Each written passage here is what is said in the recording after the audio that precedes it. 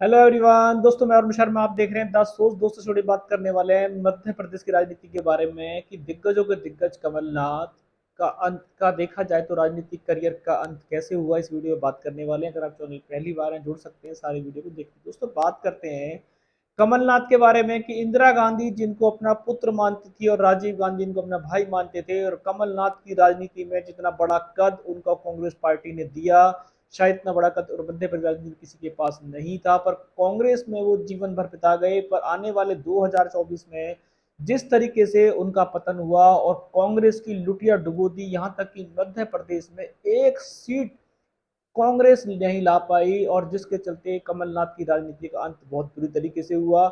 यहाँ तक कि उनकी छिंदवाड़ा सीट जिस पे हमेशा उनका कब्जा रहा, उनके पुत्र नुकुल नाथ भी इस बार धराशायी हो गए, और कमलनाथ ने चुनाव की गिनती से पहले ही अपनी हार मान ली थी।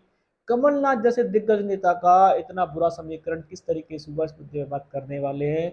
कमलनाथ को देखा जाए 2023 में जितने भी सटीक पोल्स आ रहे थे, उन पोल्स में कमलनाथ की आंधी को बताया जा रहा था, जिसके चलते बीजेपी ने शिवराज सिंह से कमान छीन ली थी और कहा था कि शिवराज सिंह शायद कमलनाथ का मुकाबला नहीं कर पाएंगे। तो सारा इलेक्शन मोदी जी के और कमल के चेहरे पे लड़ा गया, पर हुआ उल्टा। कमलनाथ की आंधी धराशायी हुई।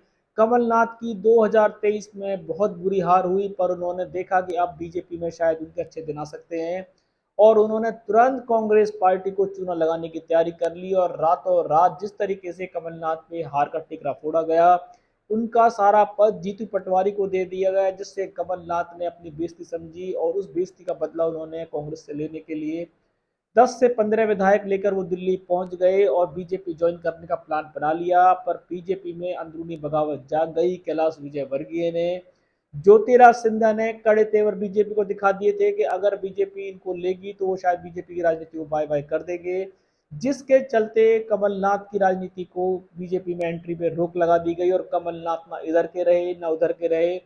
राहुल गांधी ने उनको फोन किया, राहुल गांधी ने फोन पे बात की, तो शायद कमलनाथ को अपना दुखड़ा याद आया। उन्होंने कहा कि सारा हार का टिकरा मेरे सर जो फोड़ा गया है, मैंने बहुत मेहनत की, पर मैं 2024 में लोकसभा चुनाव में बीजेपी के छक्के छुड़ा दूंगा, ऐसा उन्होंने राहुल गांधी को आश्वासन दिया। और उन्होंने देखा जाए तो जनता ने कमलनाथ की राजनीति को अंत समझ रख लिया। उन्होंने समझ लिया कि कमलनाथ दल बदलू नेता है और कमलनाथ को जिताना सही नहीं है।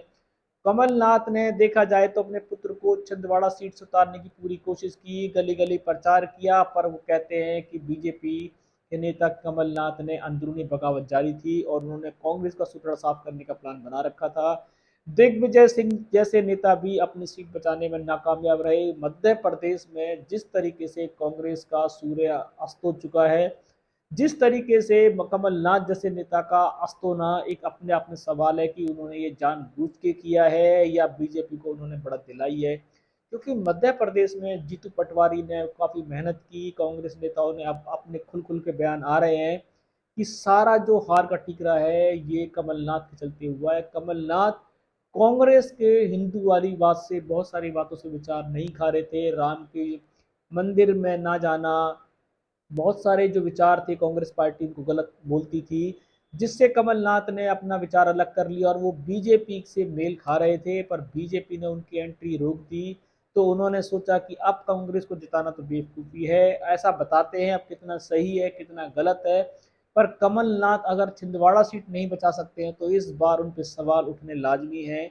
और कमलनाथ का राजनीतिक करियर का एक तरीके से अंत हो चुका है। अब शायद कांग्रेस पार्टी भी मध्य प्रदेश में उनको कुछ जिम्मेदारी देने के लिए सोचेगी, क्योंकि कमलनाथ ने जिस तरीके से पूरे हिंदुस्तान में कहीं पे भी ऐसा कोई प्रदेश नहीं है जहां कांग्रेस की एक भी सीट नहीं आई हो, और मध्य प्रदेश में कमलनाथ जैसा दिग्गज चेहरा एक सीट नहीं ला पाया और अपने पुत्र की सीट भी हार जाएगा, तो उसको अपनी हार माननी पड़ेगी। और शायद उसको अगर वो आज अध्यक्ष भी होते तो इस्तीफा देने की जरूरत थी। बीजेपी को शायद अब ऐसे नेता की शायद जरूरत नहीं पड़ेगी, क्योंकि बीजेपी ने देख लिया है कि कमलनाथ का इस टाइम पूर्ति खत्म हो चुकी है और उनका अब कोई बीजेपी में काम नहीं है। कैलाश विजयवर्गीय ने तो उन्होंने कहा था कि सड़े हुए आम कोई नहीं लेता। अब कमलनाथ का भविष्य कैसे होगा, क्योंकि उनके पुत्र के भविष्य पे बहुत सारे सवाल खड़े हो गए हैं। बीजेपी में उनके रास्ते बंद हो चुके हैं और कमलनाथ के पुत्र ने, नकुलनाथ ने छिंदवाड़ा सीट को खो दिया है, जो उनका फैमिली ग्राउंड है। अगर वो अपना ग्राउंड ही नहीं जब बचा पाए तो क्या कमलनाथ का पुत्र आगे भविष्य दांव पे लगेगा। कमलनाथ की राजनीतिक हार बहुत करारी रही है और इस राजनीतिक हार को शायद कमलनाथ जिंदगी में कभी नहीं भूल पाएंगे। कांग्रेस में अब वो रहे या ना रहे, पर कांग्रेस शायद उनको बनाने के और सुधारने के मूड में नहीं है। उनके पुत्र का भविष्य आगे दांव पे लग चुका है कि क्या वो बीजेपी ज्वाइन करेंगे। कमलनाथ का राजनीतिक करियर अंत होने में सबसे भूल कमलनाथ की है कि जिस तरीके से वो छल बदल कर रहे थे, बीजेपी के साथ मिलकर जो उन्होंने कांग्रेस को डुबोने की हरकत की वो कामयाब रही है।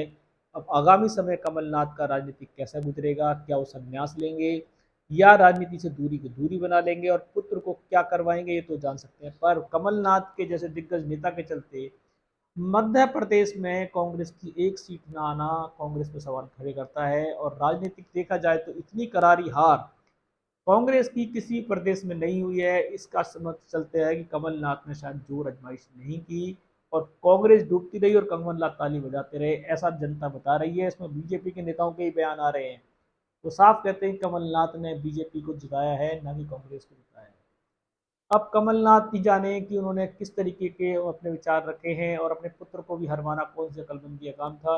अब कमलनाथ को क्या लोभ लालच रहा ये तो कमलनाथ जानते हैं, पर कमलनाथ की राजनीति को ग्रैंड लग चुका है। क्या वो दोबारा से इसको रिप्लेस कर पाएंगे या कुछ आगामी भूमिका निभा पाएंगे। दोस्तों फिलहाल इस रुझान पर नजर थी, कोई नया अपडेट मिलेगा समय से पहले बताएंगे। अगर आप चैनल पहली बार हैं, जुड़ सकते हैं सारी वीडियो को देखने के लिए। दोस्तों मैं अरुण शर्मा मिलूंगा नहीं सोच तब तक अपना ध्यान रखें। नमस्कार।